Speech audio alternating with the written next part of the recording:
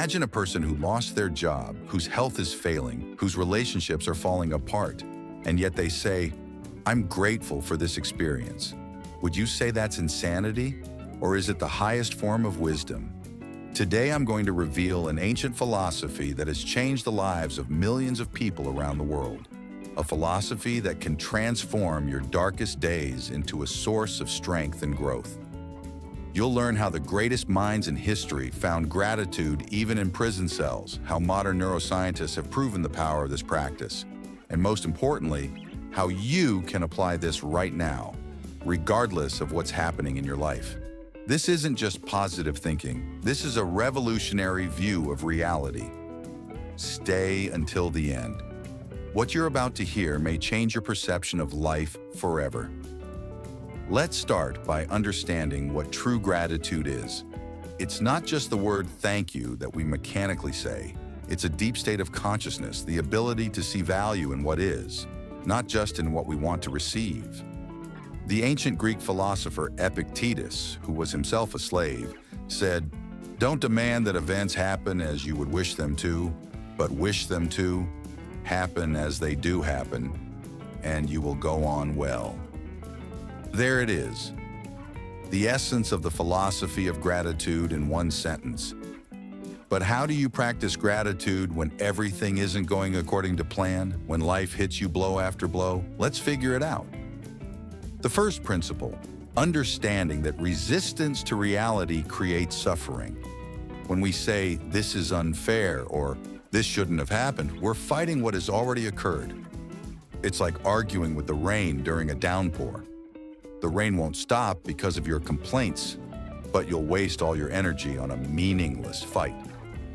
Viktor Frankl, who survived Nazi concentration camps, wrote in his book, Man's Search for Meaning, "Between stimulus and response, there is a space. In that space is our power to choose our response." Even in the most horrific conditions, he found moments for gratitude, for a piece of bread, for a sunrise, for the opportunity to help another person. The second principle, gratitude doesn't cancel pain, it transforms it. You can simultaneously feel sadness and be grateful. These aren't mutually exclusive states. Losing a job is painful, but can you be grateful for the experience you gained? For the people you met? For the lesson life is teaching you? Consider a real example. J.K. Rowling was a divorced single mother living on welfare when she wrote the first Harry Potter book. Later, she said she was grateful for that period of poverty because it forced her to focus on the only thing that really mattered, her writing. The third principle, gratitude is a practice, not a feeling that comes on its own. It's like a muscle that needs to be trained every day. Don't wait until you feel gratitude. Start practicing it, and the feeling will follow. How does this work in practice? Every morning, even before you get out of bed, find 3 things you're grateful for right now. It could be a warm bed, the ability to breathe, a roof over your head. Start simple. Neuroscientists from the University of California discovered that the practice of gratitude literally rewires your brain. It activates the prefrontal cortex, responsible for decision-making, and increases the production of dopamine and serotonin, the hormones of happiness and satisfaction. The fourth principle, gratitude for obstacles. This is the most difficult level. The Stoics called it amor fati, love of fate. Not just acceptance of what happens, but active gratitude for every challenge. Imagine an athlete who's grateful for hard training. They know that today's pain is tomorrow's strength. The same goes for life's trials. Every difficulty makes you stronger, wiser, deeper. Oprah Winfrey, one of the most influential women in the world, survived a terrible childhood full of poverty and abuse. She says, "I'm grateful for my past because it made me who I am." Without those trials, I wouldn't have the depth of understanding that allows me to connect with millions of people. The fifth principle, gratitude in the process, not just in the result. We often postpone happiness and gratitude. I'll be happy when I get promoted, or I'll be grateful when I reach my goal. But life is a journey, not a destination. Be grateful for the opportunity to learn, to grow, to make mistakes, to try again. Every day is a gift, even if it's wrapped in the gray paper of difficulties. Here's a practical exercise. Take the most difficult situation in your life right now. Ask yourself, what is this situation teaching me?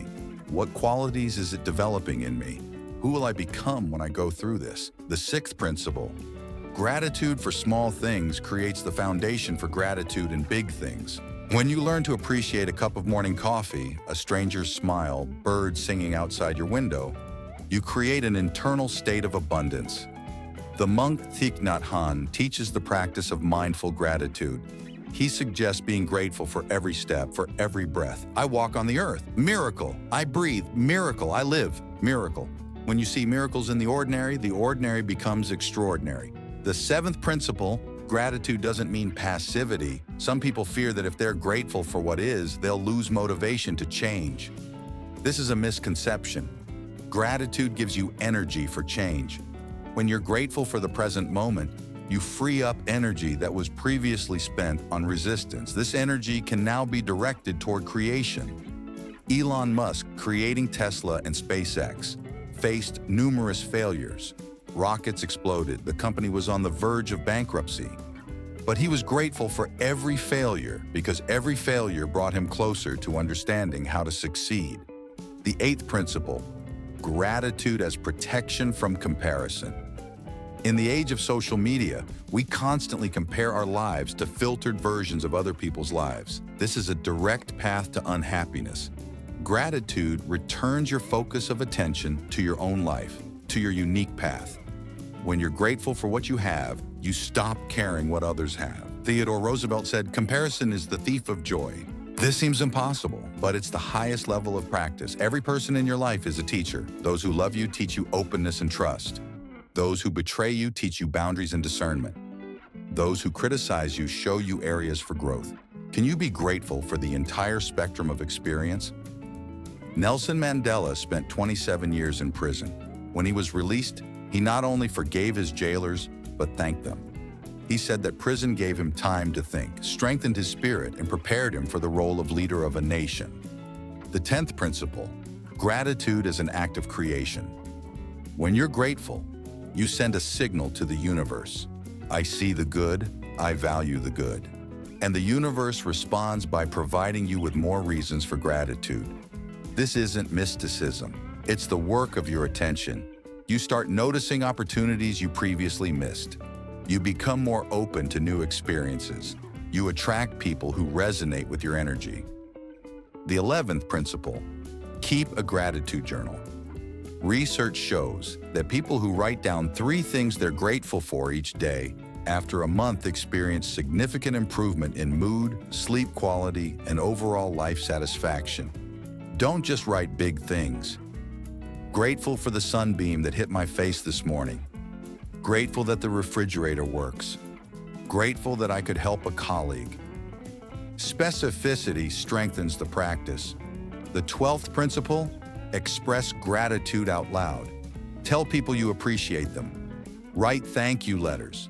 Call your parents and thank them for what they've done for you. A study from the University of Pennsylvania showed that writing and delivering a thank you letter creates an instant and lasting increase in happiness. And both experience happiness, the one who writes and the one who receives. The 13th principle, gratitude in dark times. It's in moments of crisis that the practice of gratitude becomes most important and most difficult. When everything is falling apart, find at least one thing that's still holding. Did you have a terrible day? But you're still breathing. That's the basis for gratitude. Does your body hurt?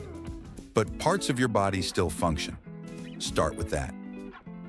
The 14th principle, gratitude isn't ignoring problems. It's a shift in perspective.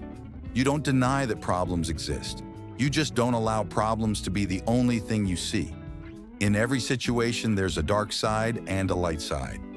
Where you direct your attention, that grows. Direct part of your attention to the light, and you'll find you have more strength to deal with the darkness. The 15th principle, gratitude as a spiritual practice. Regardless of your religious beliefs, gratitude connects you with something greater than yourself. It takes you out of the prison of ego into the expanse of interconnection. When you're grateful, you acknowledge that your life is a gift. Not your merit, not your right, but a gift. This awareness brings humility and simultaneously strength. The 16th principle, gratitude for health, even when it's not perfect.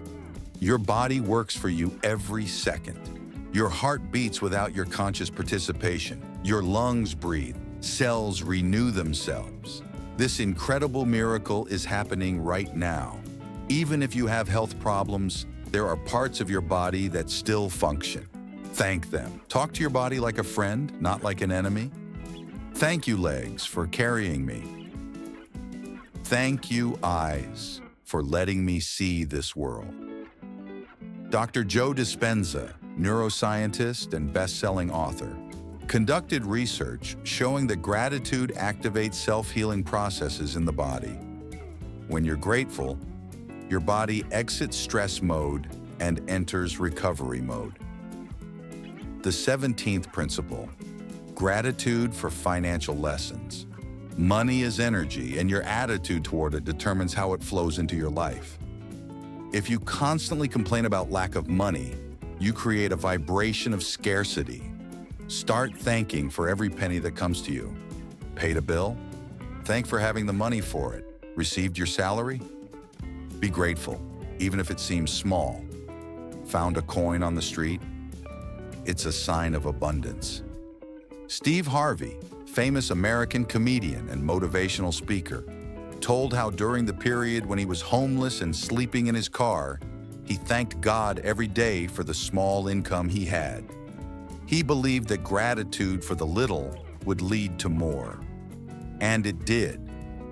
Today, his net worth is estimated at $200 million. The 18th principle, gratitude for solitude.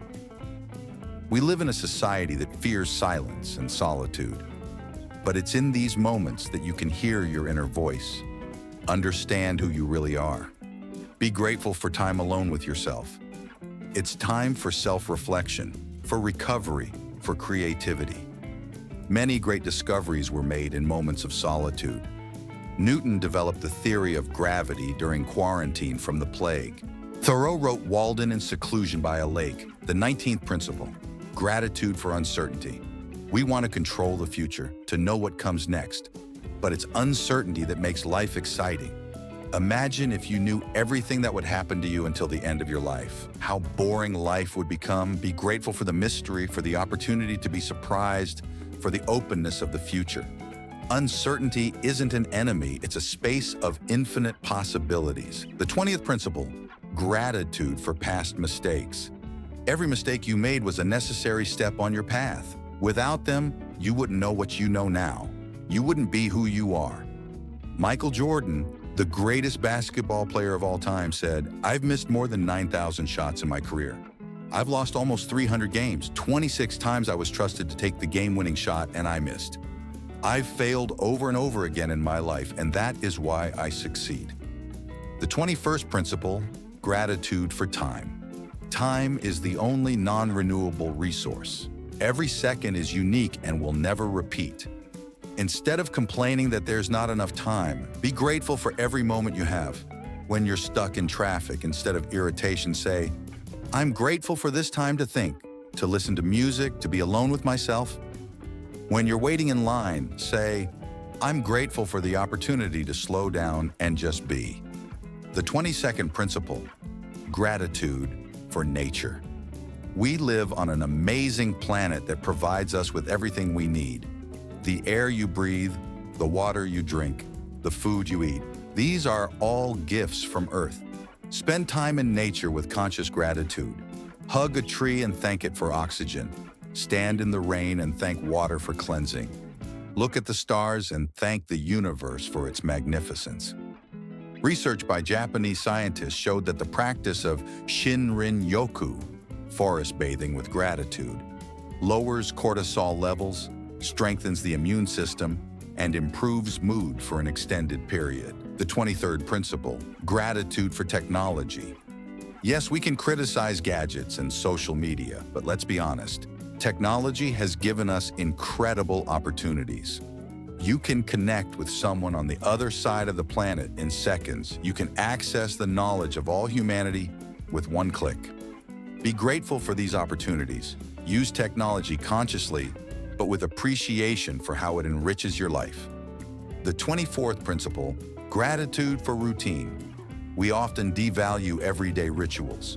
A cup of morning coffee, the commute to work, an evening shower.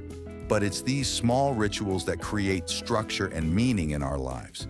Bring awareness into routine. When you brew coffee, be grateful for this ritual. When you take a shower, thank water for cleansing not just the body, but your energy. Turn the ordinary into the sacred through gratitude. The 25th principle, gratitude for the opportunity to learn. At any age, in any situation, you have the opportunity to grow. Every conversation, every book, every experience is a lesson. Be grateful for the teachers in your life, formal and informal. A child can teach you presence in the moment. An elderly person can share wisdom. Even a difficult boss teaches you patience and boundaries. The 26th principle, gratitude for freedom of choice. Even in the most limited circumstances, you have the freedom to choose your attitude. No one can take away this inner freedom from you. You can choose to be a victim or a creator of your life. You can choose to see problems or opportunities. You can choose to live in gratitude or in complaints. This freedom of choice is the greatest gift you have. The 27th principle, gratitude for emotions, all emotions. Sadness makes you deeper. Anger shows what's important to you. Fear protects you. Joy fills you with energy. Every emotion has its function and value. Don't fight your emotions. Thank them for the information they bring. Thank you, fear, for protecting me. I hear you, but I can also move forward. Thank you, sadness, for showing that I'm capable of feeling deeply. The 28th principle, gratitude for the opportunity to give. The greatest happiness comes not from receiving, but from giving. When you share your time, knowledge, resources, love, you enrich not only others, but yourself. Be grateful that you have something to share. Even if you have little money, you have a smile. You have a kind word. You have presence. These are also gifts you can give. Mother Teresa said, "Not all of us can do great things, but we can do small things with great love." Be grateful for every opportunity to show love in action. The 29th principle, gratitude for breath. This is the simplest and most powerful practice. Right now, take a deep breath. Feel the air filling your lungs. Say mentally, "I'm grateful for this breath." Exhale and say, "I'm grateful for the opportunity to let go." Breath is the bridge between body and mind, between conscious and unconscious. Every inhale is a new beginning. Every exhale is letting go of the old. Practice gratitude with every breath, and you'll discover a source of peace within yourself. And finally, the 30th principle, gratitude for life as it is. Not for the perfect life you imagine, for this life, with all its imperfections, challenges, unexpected turns. For your unique, precious, irreplaceable life. Marcus Aurelius, Roman emperor and Stoic philosopher, wrote in his meditations, "When you wake up in the morning, tell yourself, 'Today I will have to.' Deal with people who talk too much, who are selfish, who are dishonest. But I cannot be irritated by them because I understand that we are all connected. This is the highest gratitude, recognition of the interconnection of all things, acceptance of life in all its fullness, the ability to say yes to this moment, whatever it may be." So what do you do right now? Right this second, stop and find 3 things you're grateful for. Not tomorrow, not in an hour. Now. The philosophy of gratitude is not a philosophy of the weak.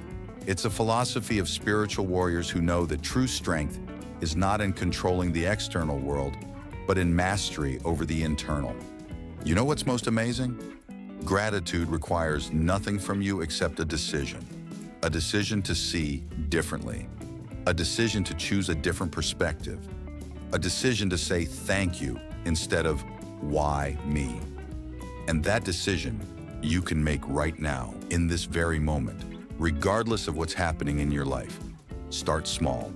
Don't try to be grateful for everything at once. Start with one thing today. Tomorrow, add another. In a month, you won't recognize your life, because when what you look at changes, the things you look at change. If this video touched you, if you feel ready to start practicing gratitude, hit that like button. If we get 5,000 likes, I'll film a continuation where I'll show specific techniques for transforming negative emotions through gratitude.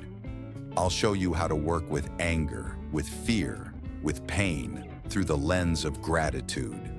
Subscribe to the channel so you don't miss new episodes about life philosophy that works, about wisdom you can apply here and now, about practices that change reality.